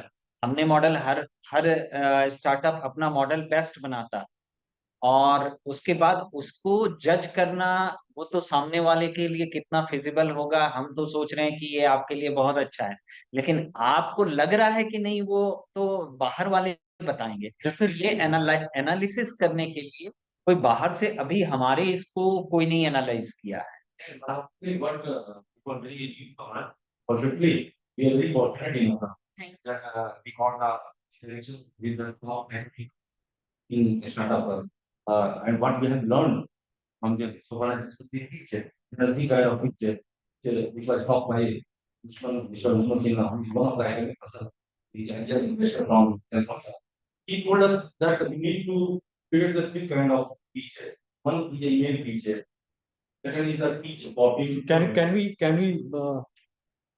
Can you keep this session focused right now rather than going into teaching? Because so definitely we welcome all those ideas. आप आराम से बात कर सकते हैं उसमें। तो हाँ, तो हम लोग क्या बात करें? फाइनेंस के रिगार्डिंग की फाइनेंस कैसे सबको मैंने सबके जो फाइनेंशियल इशू जो है कि कैसे उनका फाइनेंशियल कोई भी देखे फाइनेंशियल सेट, तो वो एनालाइज कर पाए कि हाँ ये अच्छा है या इसमें ये it's a very technical area, ये काफी टेक्निकल एरिया होता है। जो फाइनेंशियल मॉडलिंग हुए, वैल्यूएशंस हुए, रिस्क मॉडलिंग हुए, जो होते हैं, जो आप इन्वेस्टर्स के जाने के पहले आपको प्रिपेयर करना होता है, that's a very technical area. इसमें आपसे भी इनपुट चाहिए होता है, जो प्रोफेशनल लोग होते हैं जो प्रिपेयर करते हैं उनका भी कंट्रीब्यूशन होता है, तब जाके वो चीजें होती हैं। तो that's what I am saying, I am looking at कि आपको उनमें भी उसमें प्रॉपर गाइडेंस और मेंटरिंग रिक्वायर्ड है, 100% सबको रिक्वायर्ड है ये। क्योंकि देखिए, रेजिंग फंड, मैं आपको पहले भी, let me clear this point, कि जितनी जरूरत आपको फंड की है ना, किसी भी स्टार्टअप को होती है, नहीं जरूरत इन्वेस्टर्स को भी इन्वेस्ट करने की। ऐसा नहीं है कि इन्वेस्टर को इन्वेस्ट नहीं करना, क्योंकि वो भी कहीं से पैसा लिया रहा, अगर वो इन्वेस्ट नहीं करेगा तो उसे आगे भी देना है जेनेटिक, वो भी बहुत बेचैन रहता है इन्वेस्ट करने, लेकिन राइट इन्वेस्टमेंट वो भी वो सही जगह पे करेगा। ऐसे तो कहीं नहीं करेगा। तो आप ये सोचो कि if any investor has suppose 100 options, he has he or she has to make a portfolio, build a portfolio of say 20 stocks. तो आपको you have to fit in that 20 startups. वो जब एनालिसिस नहीं करता है तो आपको नहीं करेगा तो उसको करेगा, उसको नहीं करेगा उसको करेगा। तो you have to convince the investor कि what kind of risk return you are going to. इसमें तो सबसे बड़ी चीज है कि वो देखेगा फाइनेंस कितना मेरे पास पैसे आ पाएंगे, ये कंपनी आप ग्राउंड पे रिजल्ट भी चाहिए। मैं बहुत हवा में बात करूंगा कि ये हो जाएगा, ये हो जाएगा, वो हो जाएगा, वो सब ठीक है, लेकिन कौन जानता होगा या नहीं। आप देखें अभी बहुत सारे स्टार्टअप हैं जो कॉल थे, मैं नाम नहीं लेना चाहूंगा, जो वैल्यूएशन क्रैश कर गया। बहुत सारे स्टार्टअप्स, कुछ लीडिंग स्टार्टअप्स हैं जिनके काफी बिलियंस ऑफ डॉलर के वैल्यूएशन में से भी काफी है। वैल्यूएशन मैं पहले भी बोला हूँ कि दैट्स अ रिलेटिव थिंग।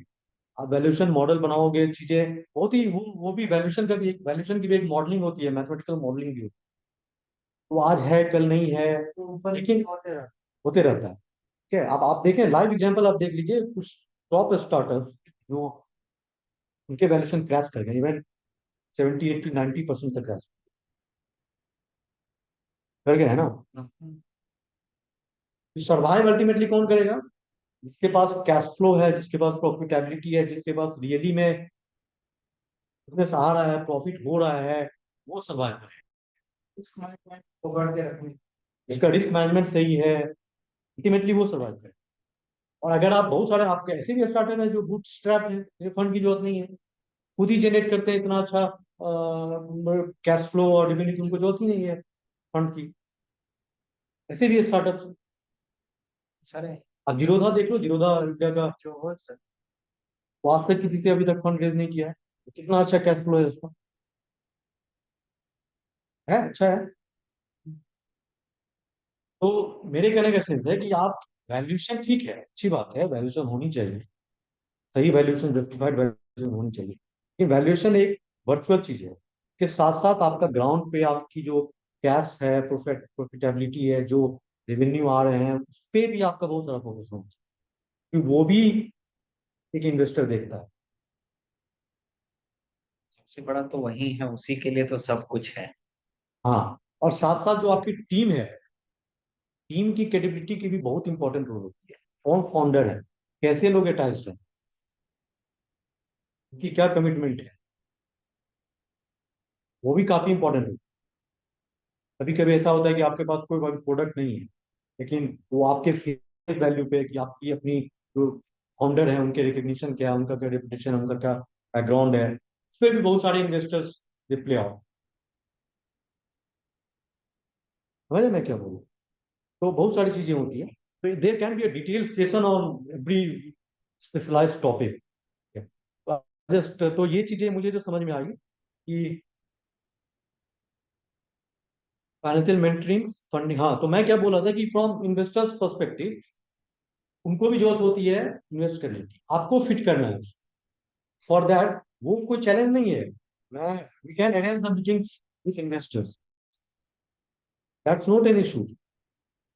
मैं आपको बता रहा हूँ, मैं नाम नहीं लेना चाहूंगा, मैं कुछ स्टार्टअप्स जो बिहार के कुछ स्टार्टअप्स हैं, मैंने उनकी इन्वेस्टर्स के, बहुत बड़े इन्वेस्टर्स के साथ में मैंने खुद उनका मीटिंग करवाया, लेकिन they could not convert. Reason तो वही होगी कि या तो मैं बता रहा हूँ आपको कि मीटिंग कराना इन्वेस्टर से that's not a big thing, मैं कल का कल मीटिंग करवा देता हूँ, लेकिन आप कितना कन्वर्ट कर पाएंगे, that's the big thing. Investors are going to ask tough questions to you, कि उन्हें इन्वेस्ट करना, उनका पैसा लगेगा, they are going to ask tough question, आप कैसे टैकल कर सकते से डील करते हैं, that's the main thing.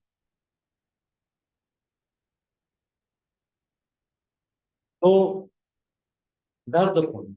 So point is that you have to be prepared, you have to be groomed, you have to be, you have to understand the financial technicalities, business models and everything. Then once you are prepared, then meeting with an investor makes a sensible decision.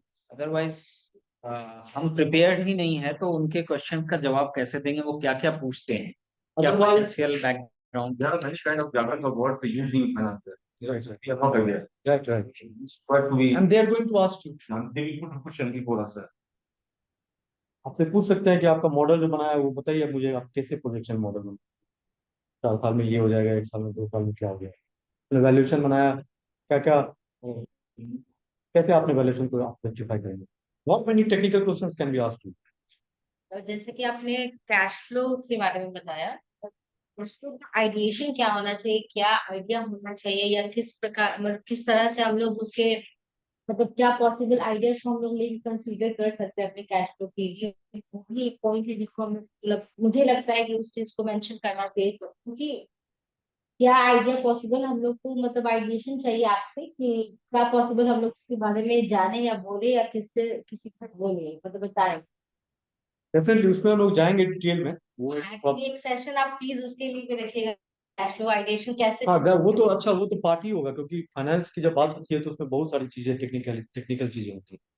तो purpose आ जाए, I told you earlier कि purpose of this session today is to understand the feedback from you, क्या issues आप face कर रहे हैं। Then when I meet with the senior people, तो मैं उनके सामने सॉल्यूशन ऑफर कर दूँ, क्या चीजें हैं, क्या मैं कैसे can contribute, we can grow, वो सब चीजें मैं अपनी तरफ से रखता हूँ। सर एक इशू है sir, many times like we are agri-tech firm, so we for the services of hydroponic fodder production solution to the dairy farmers.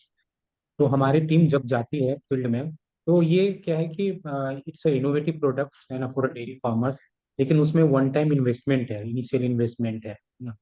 तो ऐसा होता है कि वो चाहते हैं कि आपके ये प्रोडक्ट्स को ईएमआई में हम लोग ले सके, लेकिन अभी तक मतलब हमारे फाइनेंस में कोई वैसा टाई अप नहीं है जहां से हम इस प्रोडक्ट के लिए फार्मर्स को फाइनेंस करवा सके या डेयरी फार्मर्स को फाइनेंस करवा सके। अगर कुछ डिपार्टमेंट की तरफ से ऐसा होता है कि they onboard such finance companies and banks, जहां आपके प्रोडक्ट्स के लिए जो है कि ये फाइनेंसिंग सॉल्यूशंस वो प्रोवाइड कर सके, तो then it will be very good for us. Financing solution आप चाहते हैं, जगह एनबीएफसी हैं या फिर बैंक हैं, बैंक से, हाँ। उन लोगों का आप ऑनबोर्ड करना, मीन्स वो आपको क्रेडिट फाइनेंसिंग की बात कर रहे हैं। हाँ, क्रेडिट फाइनेंसिंग की बात करो, अपने के लिए नहीं, हमारे कस्टमर्स के लिए, कि हमारे जो प्रोडक्ट्स हैं उनको खरीदने में कस्टमर्स को ईएमआई का ऑप्शन मिले थ्रू फाइनेंसिंग कंपनीज।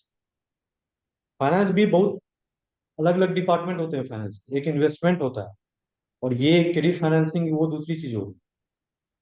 समझ मैं क्या बोलना चाह रहा हूँ? ये डायरेक्टली इनको नहीं मिल रही है, लेकिन इनके कस्टमर को मिल रही है, जिसकी वजह से इनको बेनिफिट मिल रही है। हाँ, हाँ, तो वही इनडायरेक्ट हो गई। क्योंकि उनके लिए भी एक बिजनेस का अपॉर्चुनिटी अच्छा क्रिएट है। होगा, है ना। और हमारे लिए भी बिजनेस ग्रोथ रहेगा, क्योंकि सारे कंपनीज आजकल जितने भी बड़े बड़े कंपनीज हैं सब अपने प्रोडक्ट के लिए बैकएंड और फाइनेंस का सुविधा रखते हैं, है ना। तो वैसे हमारे भी प्रोडक्ट्स हैं जिनको हमें भी चाहिए कि फाइनेंसिंग का कोई बैकअप रहे, फाइनेंसिंग की सुविधा। सर मेरा भी एक क्वेश्चन था, ये कि फर्स्ट टाइम जो हम लोग ये इन्वेस्टमेंट लेने जाए तो कितना हम लोग शेयर्स डाइल्यूट करें, क्योंकि ये भी बहुत बड़ा क्वेश्चन आता है, क्योंकि जैसे हम लोग फाइनेंशियल मॉडल तैयार कर लिए, लेकिन शेयर्स कितना डाइल्यूट करना, किस वैल्यूएशन पे हम लोग फर्स्ट टाइम में रखना चाहिए, वो चीज को भी हम लोग थोड़ा सा इस चीज का भी गाइडेंस हो। डेफिनेटली ये तो बहुत ही वास्ट एरिया है अपने आप में, कितना इक्विटी आपको लेना चाहिए या कितना इक्विटी डाइल्यूट करना चाहिए, क्योंकि हमेशा बहुत ज्यादा वैल्यूएशन ही अच्छा नहीं होता, या फिर बहुत कम वैल्यूएशन भी अच्छा नहीं होता। ऐसा होता है कि आप सोचेंगे कि मुझे ज्यादा वैल्यूएशन मिल गया तो और अच्छा हो गया मेरे लिए, ऐसा कुछ जो भी नहीं होता है। तो ऑप्टिमल वैल्यूएशन देखना पड़ता है, वो भी इसलिए क्योंकि आपको केवल एक ही बार फंड रेज नहीं करना है, आपको सीरीज मल्टीपल टाइम्स हो सकता है फ्यूचर में आपको रेज करना। तो आपने पिछले कितना पे रेज किया है वो एक इंपॉर्टेंट फैक्टर हो जाता है आगे की। तो कितना इक्विटी मिलेगा और कितना कैसे डिसाइड होता है, वो प्रॉपर वैल्यूएशन के बेसिस पे डिसाइड होता है कि आप कितना इन्वेस्ट आप में कर रहा है, और अकॉर्डिंगली क्या वैल्यूएशन है, उस बेसिस पे आपका वो इक्विटी डिसाइड होता है। अब वो कितना ऑप्टिमल होगा, कितना आपको रेज करना चाहिए नहीं करना चाहिए, उसका क्या इफेक्ट होगा। ज्यादा पैसा रेज करना is not a very always a good thing. आप ज्यादा पैसा, सपोज मैं ज्यादा पैसा रेज कर लिया और उसके बाद इन्वेस्टर बिकम्स ज्यादा हो गया, वो मैं काम भी नहीं कर पाऊंगा अगर सही से, और they are going to control me, तो वो भी ऐसा नहीं है कि किसी भी investor, you also have to be very selective कि कैसे इन्वेस्टर्स के पास आते हैं। कि जब इन्वेस्टर पैसा लगाता है तो बहुत सारे इन्वेस्टर्स ऐसे भी होते हैं जो प्रॉपर इंटरफेयर करेंगे आपके बिजनेस, वो चाहेंगे कि आप क्या कर रहे हैं, तो आपका रिपोर्ट चाहिए। हाँ, तो वो ऐसा नहीं कि आप आप फ्री होल्ड की तरह कुछ भी कर लेंगे, अलग अलग टाइप ऑफ इन्वेस्टर्स। तो कहने का सेंस, ये मेरा पॉइंट ये था, तो पॉइंट वाज कि प्रॉपर इसका वैल्यूएशन के बेसिस पे कितना इक्विटी करना होता है नहीं करना होता है, वो पूरा कैलकुलेशन वैल्यूएशन पे के बेसिस पे। वर्क करके नहीं जाना चाहिए। हाँ ऑब्वियसली, होमवर्क नहीं करेंगे तो फिर आप मीटिंग से कोई फायदा नहीं है। तो मैं अभी आप 10 इन्वेस्टर से मिल लीजिए, तो पता चलेगा क्या होगा, बिल्कुल हो जाएगा। तब हेमंत की तरफ 50% डाइल्यूट कर दीजिए। हाँ नहीं नहीं, वो कुछ हो वही ही बोल नहीं रहा पाएगा, उसको जब नहीं तो- लगेगा कि आपको ही नहीं पता, यदि मुझे ही मेरे फाइनेंस के बारे में नहीं पता है, तो वो वो आगे इंटरेस्ट नहीं को क्या दिखा। बताएंगे और क्या आपको करेंगे। अगर पता होगा तभी तो आप उसके साथ नेगोशिएट करेंगे। How will you negotiate? वो आपको हमेशा निगेटिव चीज बोलेगा नहीं। आप जब भी कोई सामान खरीदने के लिए जाते हैं, हम दुकानदार के साथ कैसे नहीं होती, आप उसके निगेटिव चीज पे हमेशा बोलते रहते हैं, देखिए ये हो जाएगा, ये हो जाएगा, इसका दाम कम होना चाहिए। वो आपको हमेशा पॉजिटिव चीज बोलते रहेगा, नहीं नहीं देखिए ये बेस्ट प्रोडक्ट है, ये है वो। कहने का आप समझ रहे हो? आप ट्राई टू अंडरस्टैंड कि कैसे चीजें होती, कैसे नेगोशिएशन होती। आपको अपने आप तरफ से दिखाना है कि नहीं नहीं ये अच्छी है, जो हम ज्यादा आपको पॉजिटिव चीज पे फोकस करना है और साथ साथ अपने निगेटिव चीज को भी बैलेंस करके करना है। ठीक है, आपको अपने पॉजिटिव चीज पे ज्यादा फोकस करना है।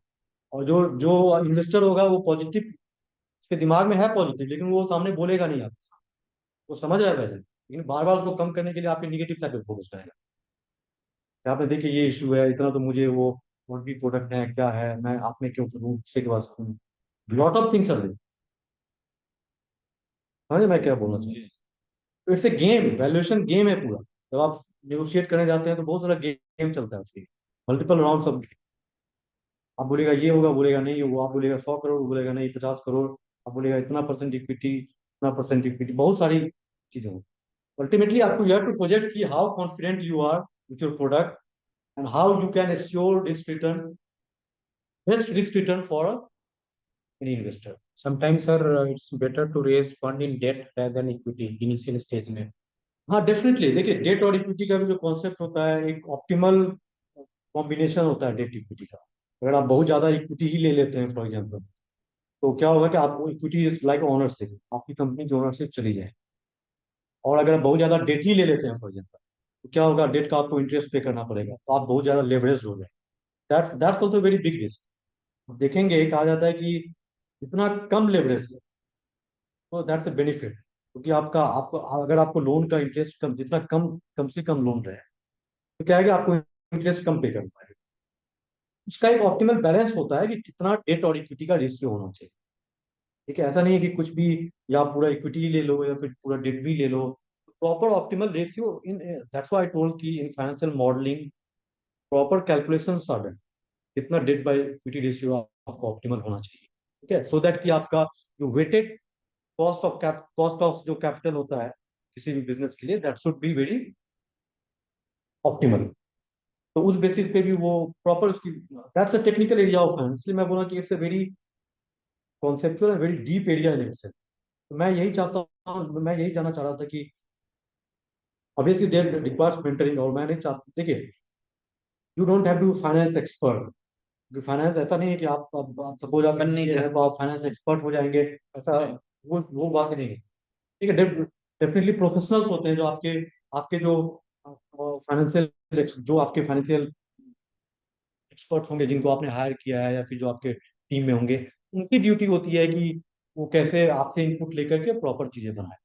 You just have to understand the basic चीज कि आपको कोई फूल ना कर सके, आपको कोई घुमा नहीं सके। You have to just understand the conceptual understanding, conceptual overview आपका क्लियर होना चाहिए। ठीक है, देन टेक्निकल थिंग्स तो वो सीए सीएफए का जो भी है या फिर जो भी एक्सपर्ट्स हैं वो करते हैं, जो वैल्यू चीजों को। समझे मैं क्या बोलूँ? क्योंकि जो आपका आपकी कंपनी है तो आपको जो एक नेचुरल कमिटमेंट है तो वो तो आपकी तरफ से आएगा। वो तो केवल मॉडल आप जैसा बोलेंगे वैसा वो बना देगा। तो इनपुट केवल फिल करेंगे। कंपनी के वैल्यूएशन कैलकुलेट करने के लिए सीए काफी चार्ज करते हैं, मतलब इट्स लेंदी प्रोसेस होता है कि वैल्यूएशन कैसे निकालना जाए, है ना। तो अगर ऐसा कोई जैसे एक स्टेज पर अगर ऐसा फैसिलिटी मिले कि डिपार्टमेंट की तरफ से कुछ एक्सपर्ट को फैसिलिटेट किया गया है कि you can take the help from them to take a valuation of the company, calculate the valuation of the company, तो वो सर एक सपोर्ट सिस्टम। डिपार्टमेंट की तरफ से आपको अभी प्रोवाइड किया जा रहा है वैल्यूएशन का, क्या जा रहा है, मैं जब पूछ रहा हूँ नहीं नहीं नहीं वैल्यूएशन का ऐसा कुछ नहीं सर, सर फाइनेंस वाला please try to financing for. धीरे धीरे होगा। गवर्नमेंट भी बहुत बहुत अच्छे तरीके से ट्राई कर रही है कि चीजें, अब ये तो नेसेंट स्टेज में थोड़ा तो टाइम लगेगा। Sir, can initial I stage add में something? आप Sir, this is Priya Gupta from Mano India. Sir, you can add that any draft like of thing that can be helpful for any of the startup like financial drafts any kind of thing like that would be a unique thing like every startup has to do in the financial growth or for 1 year plan. So If what there exactly should I, sorry, please come, what exactly should I tell you? Sir, I know Hello? that, yeah, you were discussing about the problems and everything. If there is any draft, means like draft like product or anything, a presentation is like that, that we have to fit into that, that this financial statement should be there, or because we are having so much problem in auditing and all the things, like sir has told. So if there is like anything, made previously can be shared will be good for us. Sure. So that's why, see, this is the very introduction session for today.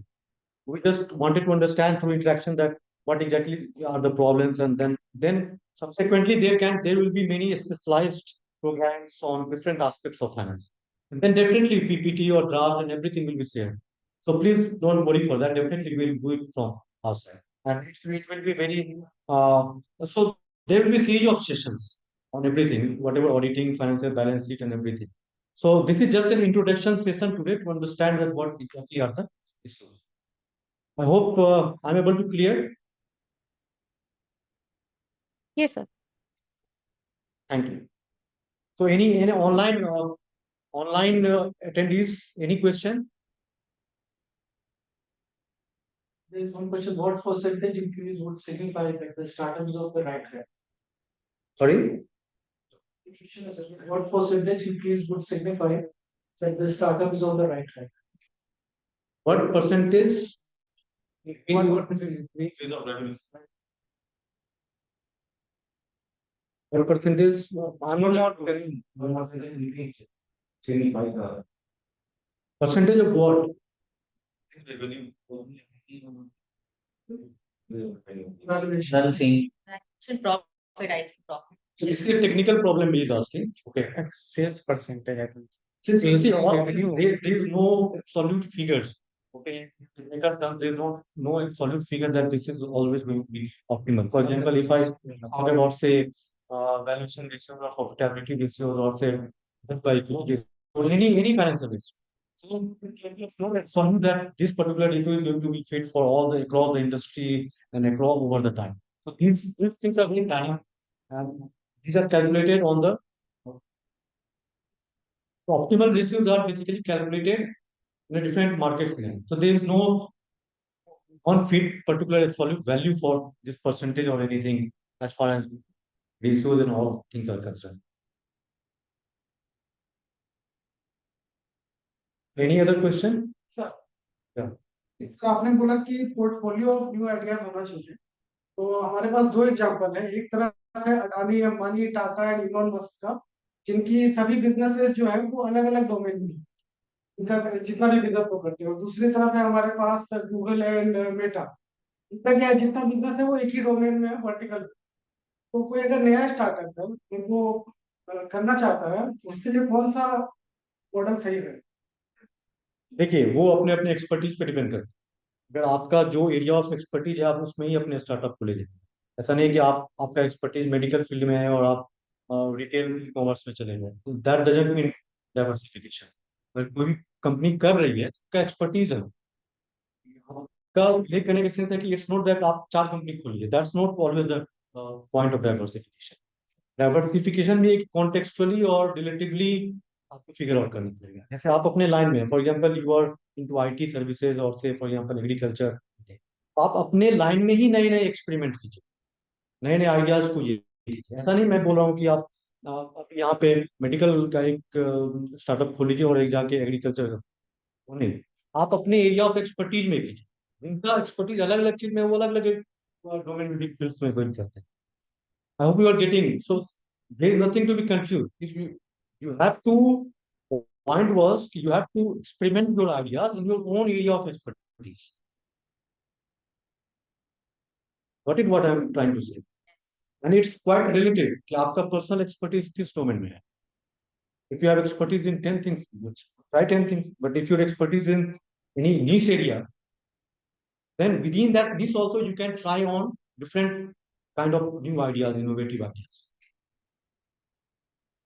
You can take multiple examples from different companies, how they are. Google को ही देखो आप, Google अपने ही line में कितना experiment करते रहता है अलग अलग चीजों के साथ, अलग अलग प्रोडक्ट्स के साथ. व्हाट्सएप भी, व्हाट्सएप बिजनेस लिया है, बिजनेस में एडवर्टीजमेंट लिया है, एडवर्टीजमेंट में आपको services Right, right. Loans, some loans, credit loans, finance, etc., etc. You will find Now, more people, you have to innovate new ideas, new services, new products within your within your area of expertise. Okay. So any other question? इसके बाद next session कब होगी, जब ये चीजों की solution मिलेगी? solution will be. So so finally we summarize कि few issues. So you are getting government seed fund, that's quite commendable from the government part that you all are getting that. And definitely we all are at the nascent stage. Sir एक issue और भी है कि seed fund release करने में जैसे second trends के लिए like we have put at the documentation, अभी 1.5 महीना से ऊपर हो गया, but these funds has not been granted yet. तो ये एक इशूज है सर कि फंड रिलीज का जो डिले होता है, डिले इन फंड रिलीज है ना. हाँ, अभी तक आप लोगों का इक्विटी फंडिंग ऐसा नहीं है, नहीं तो आप अभी गवर्नमेंट का जो सीड फंडिंग है और जो अपना आपका है उसके बेसिस पे आप. ओके. हाँ, तो व्हाट आई वाज सेइंग कि ठीक है, समय लगेगा क्योंकि गवर्नमेंट भी काफी प्रोएक्टिवली काम कर रही है इस पे बहुत सारे, लेकिन obviously it's a new area for. तो हाँ, सॉरी, सेकंड ट्रांस में सर स्टार्टअप ब्याज में थोड़ा सा दिक्कत आ रहा है वैल्यूएट वगैरह करने में. नहीं ठीक है. तो फ्यू पॉइंट्स हुए कि आपको फाइनेंशियल में मेंटरशिप चाहिए, गाइडेंस चाहिए. उसके बाद फिर आपको जब पिचिंग हो गया, बिजनेस मॉडल हो गया, इन चीज़ों का आपको प्रॉपर एक ओवरव्यू चाहिए. देन उसके बाद फिर फंडिंग कैसे की जाती है उसकी भी ट्रेनिंग होती है. Then you have to meet up with investors and all those things. Those issues you all have, right. Then valuation, financial modelling, valuation experts. के बाद आपका क्रेडिट फाइनेंस का था. हाँ, फाइनेंसिंग अपॉर्चुनिटी फॉर फार्म मतलब customers, ये सभी जगह Financing- बेनिफिशियल होंगे, ऑल सेक्टर में, सारे सेक्टर सारे से चाहे किसी का भी सेक्टर हो, इसी का भी के स्टार्टअप को ये, क्योंकि वो तो स्टार्टअप को दे नहीं रहे हैं, वो दे रहे हैं उनके, वैसे भी वो देखेंगे उनके जो कस्टमर हैं उनकी क्रेडिटेबिलिटी वो चेक करेंगे, देन उनको फाइनेंस करेंगे. तो वो तो वैसे आज भी करते हैं सबको, लेकिन थ्रू यदि हमें हमें वो बेनिफिट इन सबको मिल जाए तो इनके प्रोडक्ट्स भी उसमें ऐड हो जाएंगे. जैसे आज बजाज फाइनेंस वाले जाए कोई टीवी लेने के लिए तो वो लोग फाइनेंस कर देते, बट एक्चुअली कोई दुकान वाला नहीं कर रहा है, वो तो बजाज फाइनेंस कर रहे हैं, वो वहां बैठा हुआ है, वो कर दिया. वैसे ही हमारे प्रोडक्ट्स जो हैं, जो उस टाइप के कस्टमर के यूज के लिए, उनको यदि ये फाइनेंस यहाँ से दे दे तो कस्टमर के लिए भी बेनिफिशियल हो जाएगा और हमारे लिए बेनिफिशियल ग्रोथ सेक्टर बढ़ जाएगी. आज एग्जाम्पल के लिए बोल रहा हूँ, एक आदित्य विजन है, उसके यहाँ कोई भी जाता है तो हाँ चलो ये फाइनेंस हो जाएगी, वो कहता है हम दे देंगे 0 पे 000, लोग तो वहां पहुंचेंगे इंस्टेड ऑफ की जो दूसरे दुकान वाले हैं वो कहते हैं कि नहीं आपका फाइनेंस अच्छा, इतना चार्जेस ये लगेगा, अच्छा हम करवाएंगे, ये करेंगे. वो डायरेक्ट उनके साथ टाई अप किया हुआ है तो कोई दिक्कत नहीं है, इजिली हो जाती है. तो वो भी बेनिफिट यदि इनके साथ हो जाए, मेरे साथ या सबके साथ हो जाए, तो हमें भी इजी हो जाएगा. इनका प्रोडक्ट परचेज करना है, ठीक है, इनका प्रोडक्ट परचेज करना है तो हम आपको फाइनेंस भी दिला देंगे. 0% इंटरेस्ट होता नहीं है 0%, बट वो तो वेग है, बट उसमें बेनिफिट. तो वैसे फाइनेंस ये कंपनी बहुत अच्छा इनका पैनल करके सजेशन है. रखें, या तो CIMP या फिर बिहार इंडस्ट्री डिपार्टमेंट इम्पैनल करके रखे, भाई ये बैंक हमारे साथ इम्पैनल है, ये NBFC हमारे साथ इम्पैनल है, जो आपके प्रोडक्ट पर देख सकती है, फाइनेंसिंग की सुविधा दे सकती है कस्टमर्स को. ये काफी बेनिफिशियल होगा सारे स्टार्टअप्स के लिए.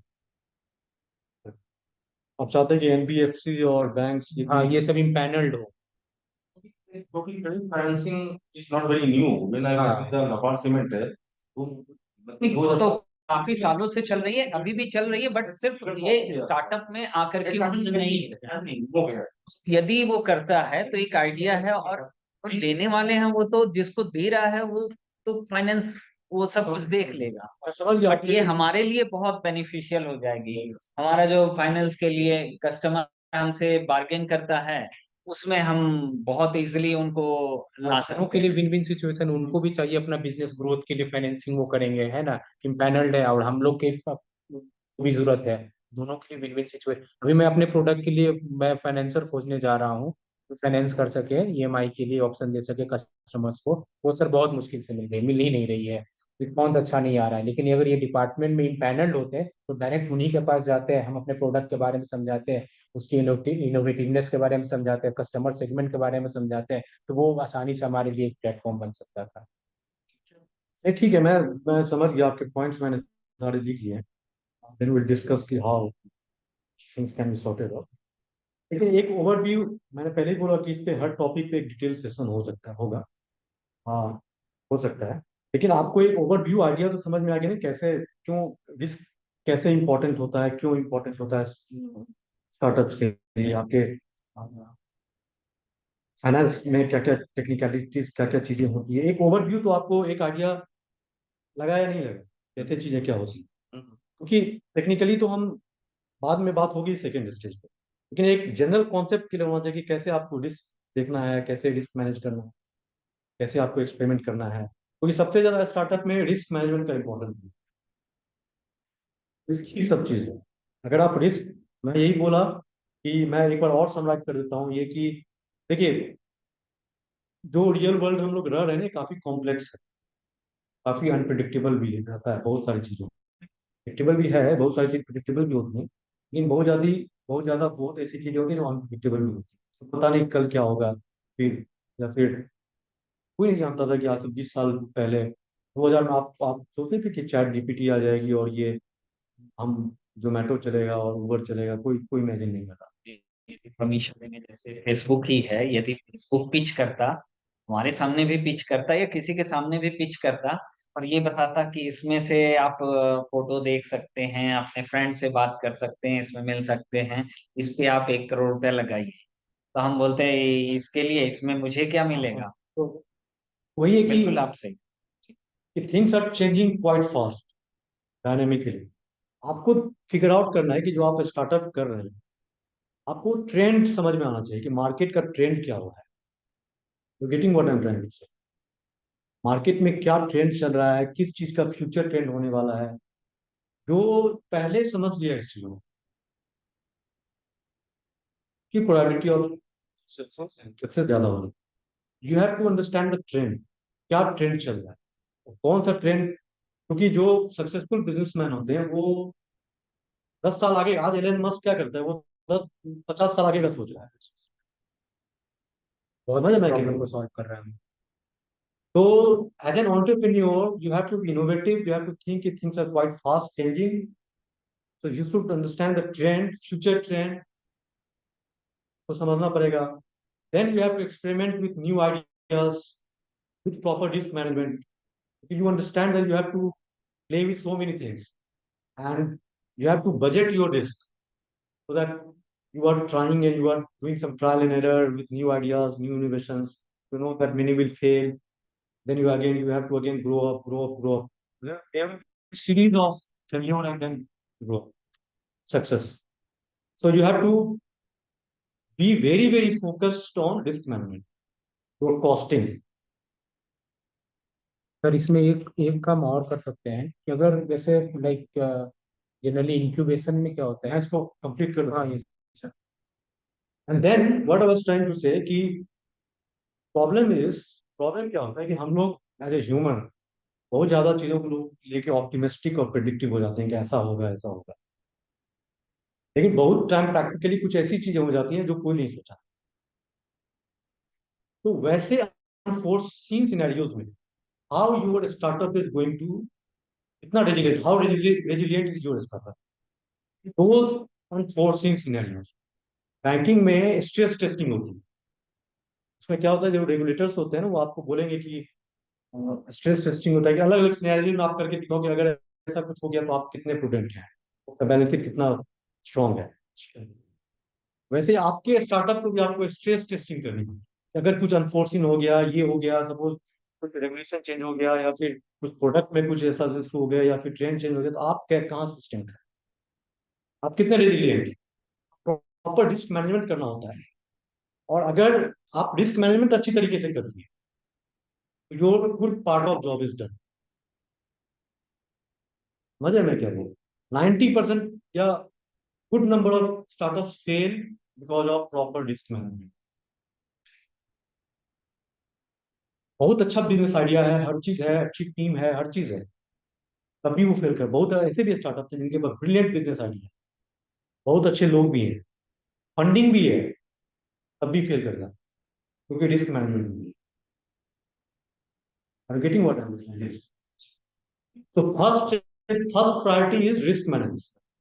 अगर आपका रिस्क सही है, आप देखिए, we have to be optimistic, चीजें अच्छी होंगी, but at the same time you have to be prepared for the worst scenarios. अगर चीजें हमारे अगेंस्ट में चली गई, then how resilient, how robust we are, how anti fragile we are, समझना चाहिए। तो दैट द की थिंग। अगर वो चीज आपका सही है, तो जो सक्सेसफुल स्टार्टअप इसलिए नहीं होते हैं कि वो बिना फेल्योर के सक्सीड कर रहा है, वो इसलिए हो जाते हैं क्योंकि they are resilient, they know how to handle certain environment, failures and all those things, तब जाके आप ऐसा मत सोचना कि कोई स्टार्टअप आज यूनिकॉर्न हो गया या फिर कुछ भी हो गया तो वो ऑफ द ब्लू ऐसे यूनिकॉर्न। बहुत सारे फेल्योर भी, बहुत जो आपको नहीं दिखते हैं, लेकिन बहुत सारे फेल्योर्स रहते हैं। लेकिन क्या उसकी स्ट्रेटजी होती है सक्सेसफुल होने की, कि जो फेल्योर हुई है, there cost of failure in each try is minimised. Automatically अगर आप मैथमेटिक्स पढ़े हैं, मैथमेटिक्स में कॉन्वेक्सिटी होती है, you have to be convex. आपका डाउन साइड लिमिट होना चाहिए, गिरे तो फिर से उठेंगे, और अपसाइड आपका ऐसे डोमेन में होना चाहिए कि अगर वो सक्सीड कर गया तो आप बहुत ऊपर जाए। आपको अपने स्टार्टअप को ऐसे पोजीशन करना है, आप एक कॉन्वेक्स पोजीशन में, साइड आपका ओपन रहे, डाउन साइड आपका, understanding what I'm trying to say? Yes. Yeah. So this is very important, and if you are able to manage your risk, then take your risk prudently, then maximum part of your job is done. हाँ, आप बताइए क्या है? Sir, I'm saying, sir, कि like sometimes many startups face like the guidance from the expertise. ये हमें कभी-कभी lack होता है कि उस पर्टिकुलर सेक्टर में अगर कोई एक्सपर्ट एक मेंटर की तरह रहता है जो भी जरूरत पड़ा तो वो गाइड उनसे ले सके, तो that will be good for the startups. जैसे जैसे यहाँ बहुत सारे स्टार्टअप है जो फ्रेशर्स हैं, मतलब they do not have the job experience, है ना, तो उनके ऑफ्टन टाइम दे फील कि यार स्टार्टअप में स्टक हो गया, they need some mentoring support. तो अगर डिपार्टमेंट की तरफ से अगर वैसा, या सीआईएमपी की तरफ से वैसे एक्सपर्ट्स को इम्पैनल कर दिया जाए पर्टिकुलर सेक्टर्स में, लाइक हेल्थ के लिए, एग्रीटेक के लिए, है ना, या फिर हाँ यार, सभी दिए गए हैं, सभी तो को होंगे अलॉट किए गए नहीं हैं।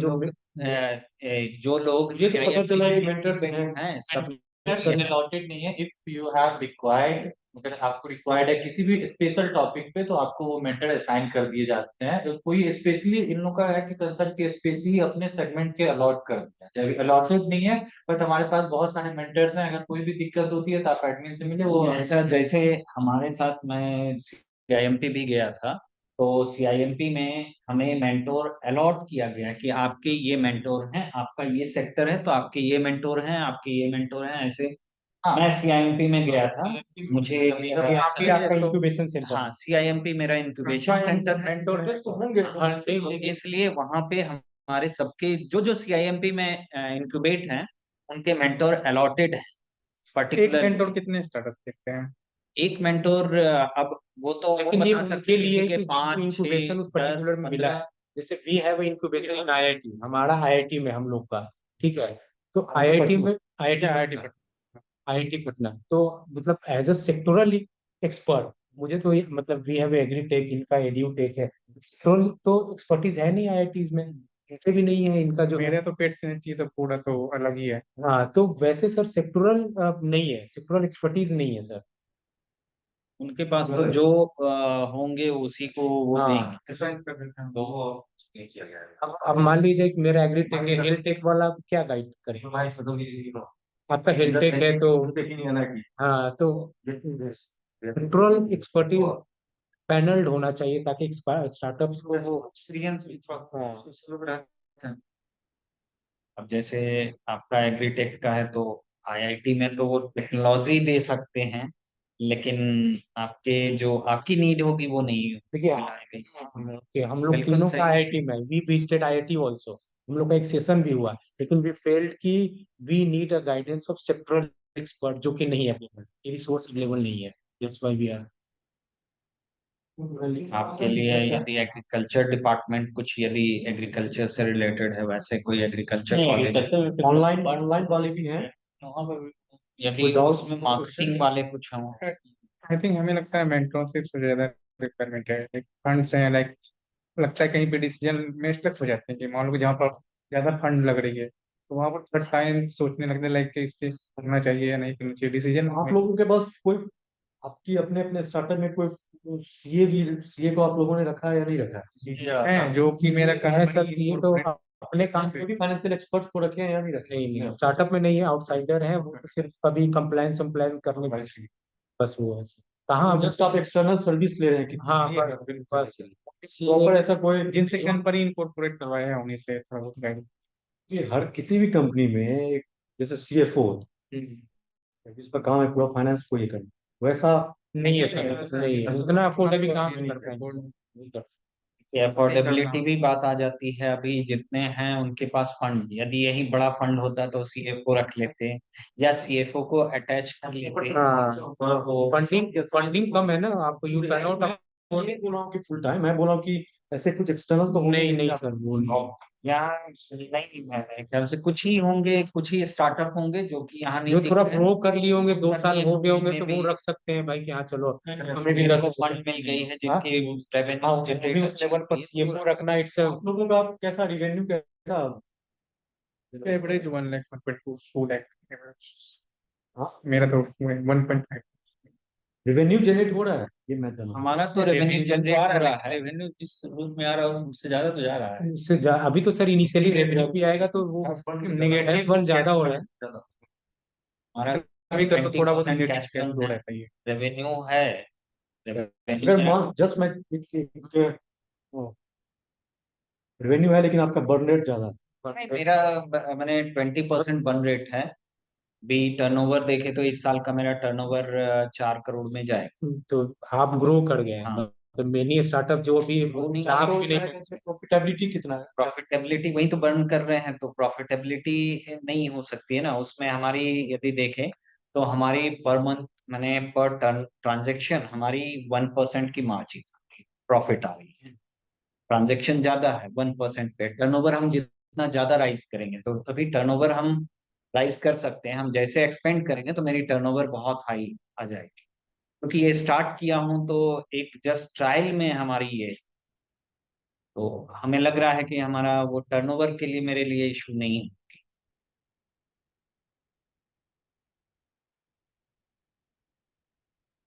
ठीक है, तो मुझे आइडिया लग गया क्या चीजें हैं, और फिर मैं डिस्कस करता हूँ आगे, और फिर क्या सॉल्यूशन कैसे हम लोग को आगे प्रोवाइड कर सकते हैं, कैसे आगे ले जा सकते हैं। मेरा पर्पस ये था कि and I hope कि you all have understood the just in basic overview what the role of risk management is, the role of finances and all those things. So I hope that would be beneficial for you.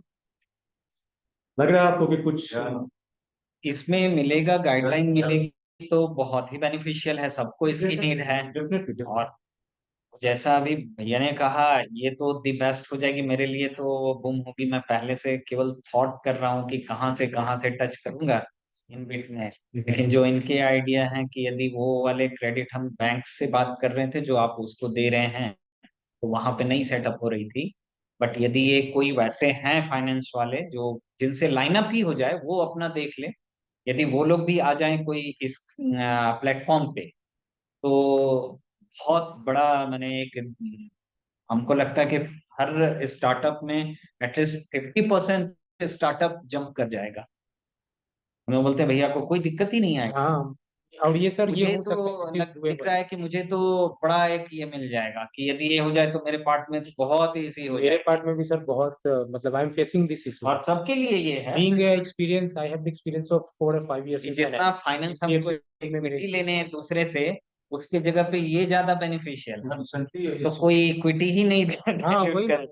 तो ऐसा है। Bahar we has a joint collaboration with the PMDI, Pharmaceutical and Medical Device Bureau of India.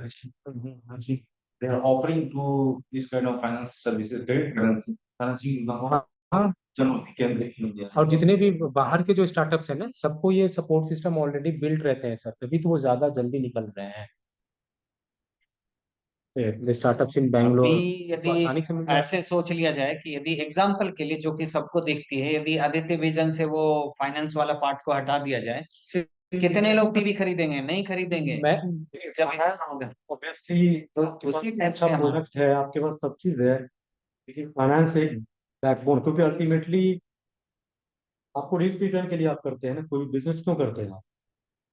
Risk return. Return, monetary risk customer return also thought कि अगर EMI पे है तो उसको भी रिस्क मैनेजमेंट वो एक स्केलेटन है वो आपका, नहीं, ये पार्ट है, हमारा तो अलग पार्ट है, लेकिन वो पार्ट एक एक फंक्शनल चीज है जो आपका एरिया ऑफ एक्सपर्टीज है, ठीक है।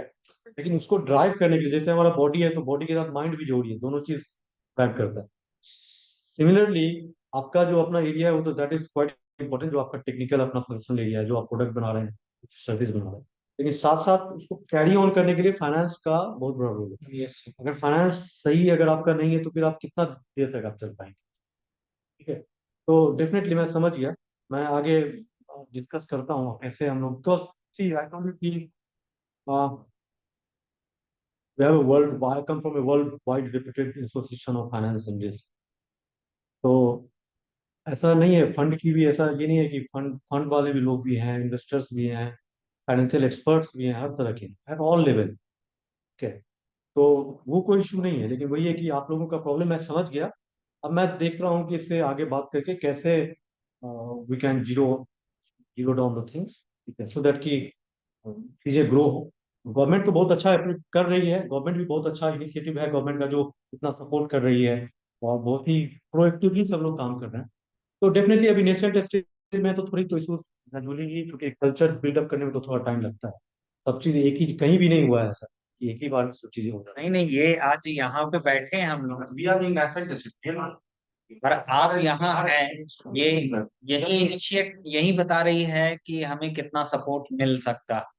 आपके होने से ही हमें जो प्रॉब्लम्स है, ये प्रॉब्लम्स का सॉल्यूशन बैठ रहे हैं, गवर्नमेंट ये सपोर्ट कर रही है। हम तो आपको खोजने नहीं गए थे, लेकिन गवर्नमेंट के माइंड में है कि इनको ये प्रॉब्लम्स है,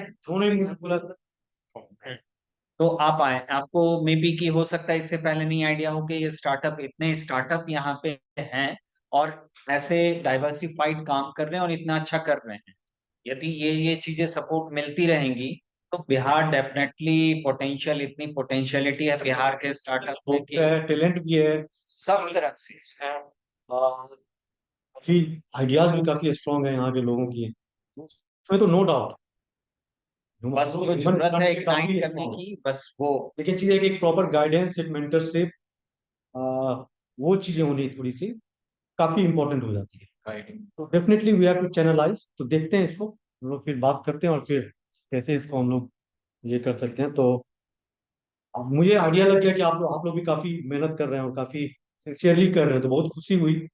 और लोग जरूर सक्सेसफुल रहेंगे, क्योंकि एक डेडिकेशन मैं देख पा रहा हूँ कि आप लोगों में कितना डेडिकेशन है।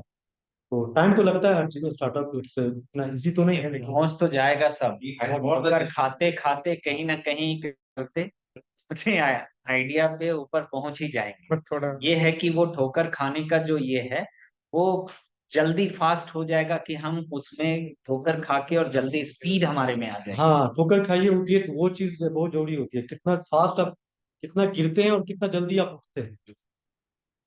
तो थैंक यू, और लेट्स conclude this session.